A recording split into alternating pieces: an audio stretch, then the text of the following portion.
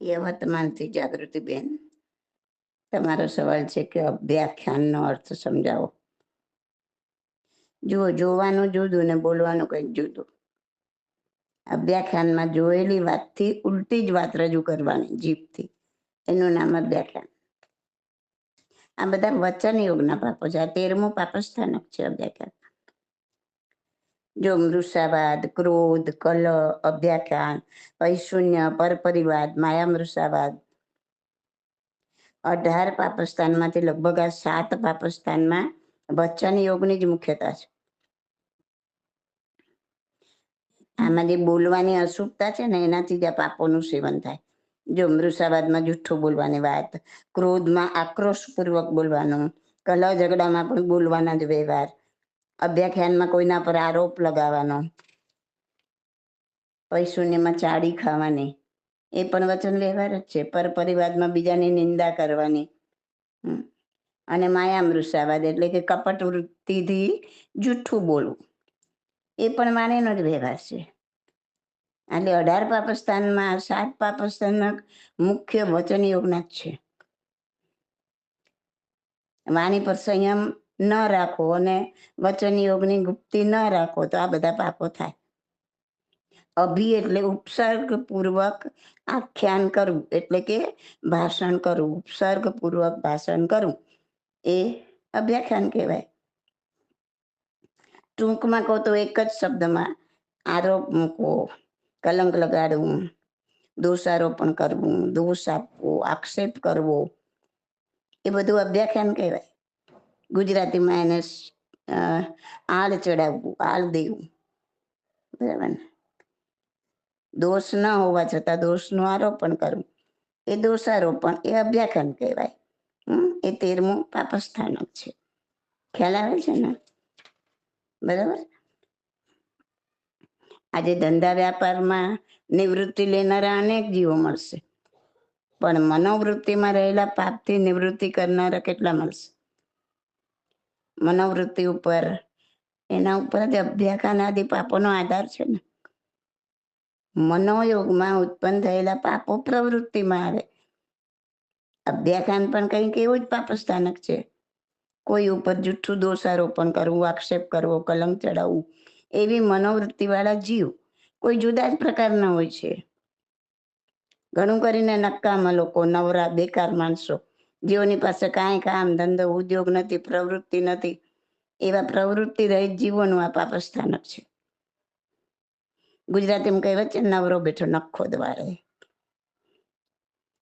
એ ખાલી મગજ શેતાનનું કારખાનું છે, શેતાનનું ઘર છે.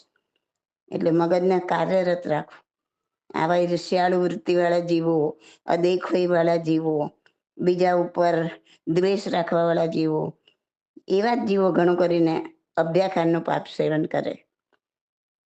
જેવો કોઈનું ઉત્કર્ષ જોઈ નથી શકતા, એ લોકો અભ્યાખ્યાનનો આશ્રય લે. ગમે તે સંયોગોમાં પોતાનો વટ જાળવવો અને બીજાનો વટકટ કરવો, એના માટે જીવો હલકી મનોવૃત્તિ વાળા હોય આ લોકો, અને એ અભ્યાખ્યાનનો આશ્રય લેતા હોય. આપણે કહેવત છે ને, એટલે આવા લોકોનું જલ્દી સાચું માનવું નહીં અને કોઈ નિશ્ચય ઝડપથી કરવો નહીં. ઝડપથી નિશ્ચય કરવાથી ખોટો નિર્ણય થઈ જાય. એટલે કે છે ને, કાને સુની ન માનીએ, નજરે દીઠી સો સચ, નજરે દીઠી ન માનીએ, નિર્ણય કરી સો સચ. કાનથી સાંભળેલી વાતને પણ નહીં માનો, એના કરતાં આંખથી જોયેલી વાતને થોડી સત્ય માનો. પણ આંખથી જોયેલી પણ ક્યારેક ક્યારેક આંખો પણ દગો આપે છે. તેથી આંખોથી જોવા છતાં પણ ભ્રમ થઈ શકે. આથી એ પણ ન માનતા નિર્ણય કરીને સત્ય માનવું, તર્કયુક્તિથી, પ્રમાણથી, સાબિતીથી નિર્ણય કર્યા પછી જ વસ્તુ કોઈ સત્ય માનવી.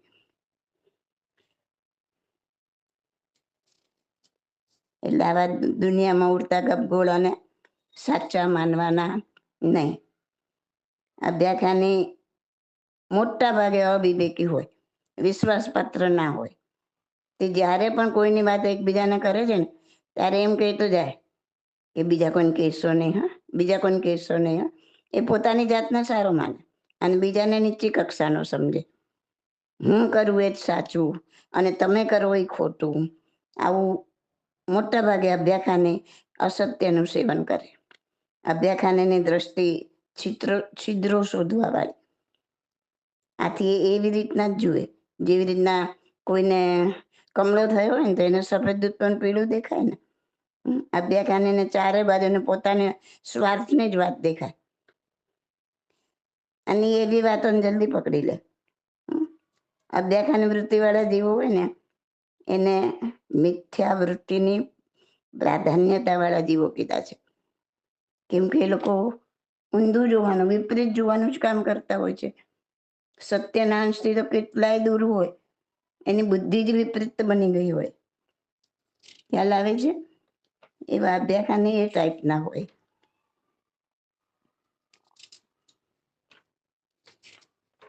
એક મિનિટ જો, તો એક વાત તો સ્પષ્ટ થઈ ગઈ કે અભ્યાખાને પાપ છે અને પાપ પ્રવૃત્તિ તો અશુભ કર્મનો બંધ જરૂર કરાવશે.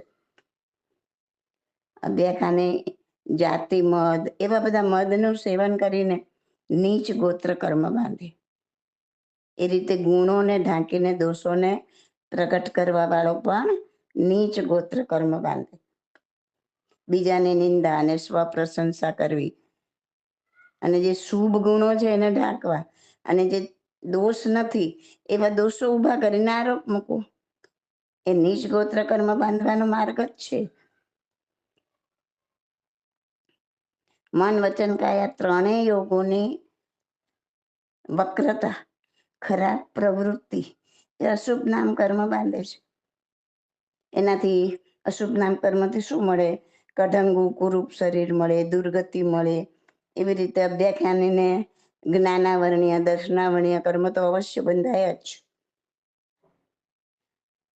અને મોટા મોટા જ્ઞાની હોય, સાધકો હોય, એના પર દોષ આરોપણ કરે, આક્ષેપો કરે, એવા કર્મો બાંધે કે એના ઉદયથી અજ્ઞાની બને, મંદ મતીવાળા એટલે ઓછી બુદ્ધિવાળા બને, મુખરોગી બને, કુષ્ઠરોગી બને.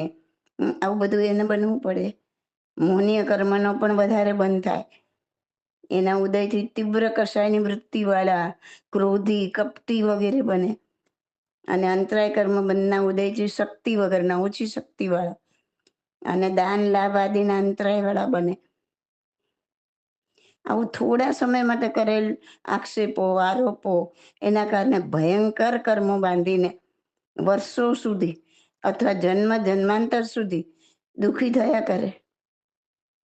આ કર્મની સજા ખૂબ ભારે છે, એટલે ખૂબ ચેતીને ચાલવું. કર્મ કરતા 1 સેકન્ડ લાગે છે, પણ એ ભોગવતા જન્મોના જન્મો નીકળી જાય છે. હસતા તે બાંધ્યા કર્મ, રોતાના છૂટે પ્રાણિયા. તો અભ્યાખાન પાપથી ખૂબ બચવું. કોઈનું ભયંકર નુકસાન થઈ જાય એ ભૌતિક, અને આપણા આત્માનું ભયંકર નુકસાન થઈ જાય એ આધ્યાત્મિક.